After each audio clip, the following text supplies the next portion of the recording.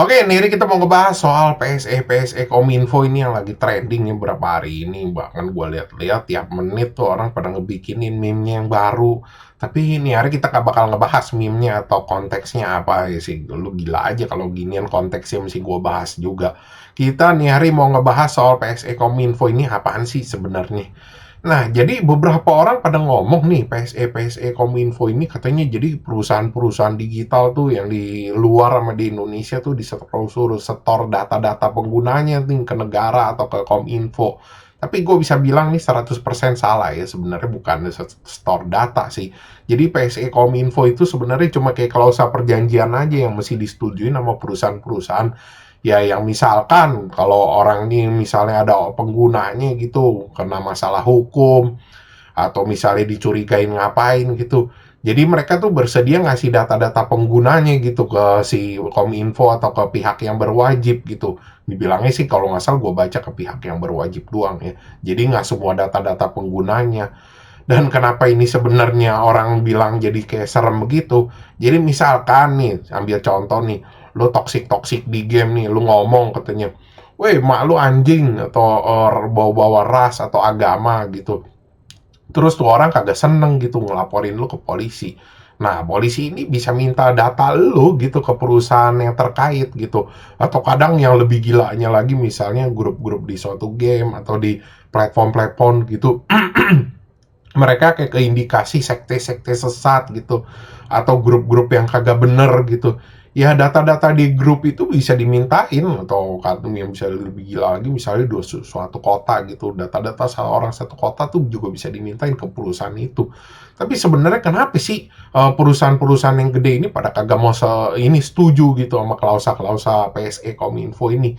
Jadi sebenarnya kalau kita lihat ini orang kan banyak yang ngomong katanya, oh, kenapa sih parnoan banget nih perusahaan-perusahaan ini gede, sedangkan yang kecil-kecil aja tuh berani.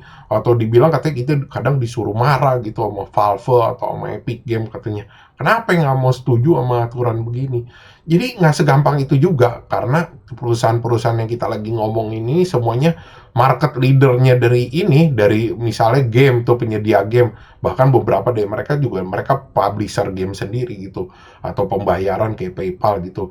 Jadi sebenarnya itu mereka nggak segampang itu soal privacy gitu. Mereka takut hilang distrust gitu loh dari masyarakat atau penggunanya buat platform-platform mereka gitu.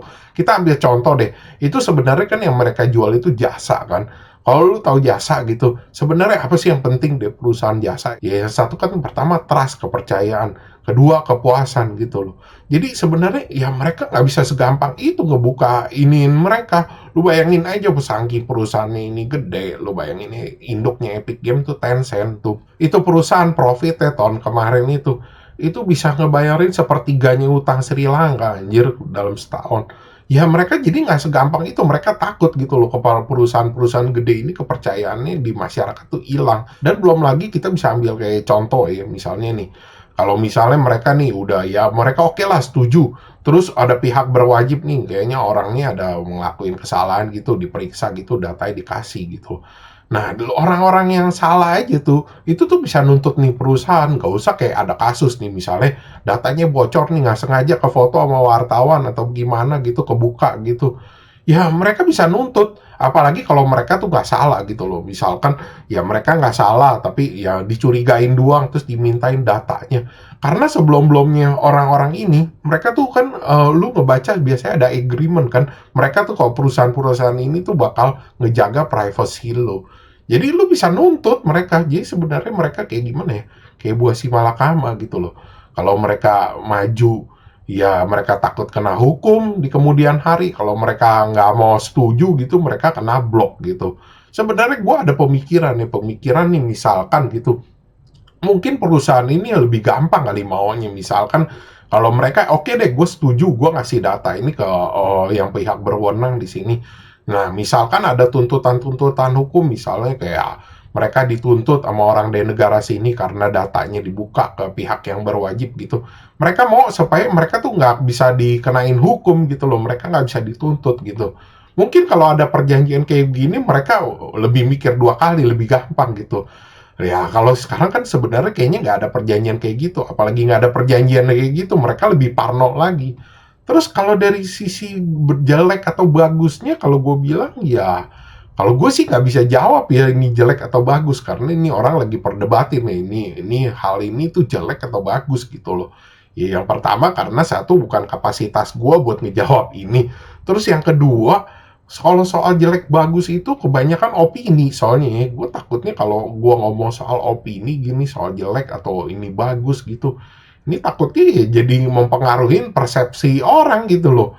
Ya gue sih itu takutnya aja, tapi gue justru pengen denger tuh pendapatnya lu pada, gimana lu soal perjanjian kayak begini nih, soal PSE Kominfo gini.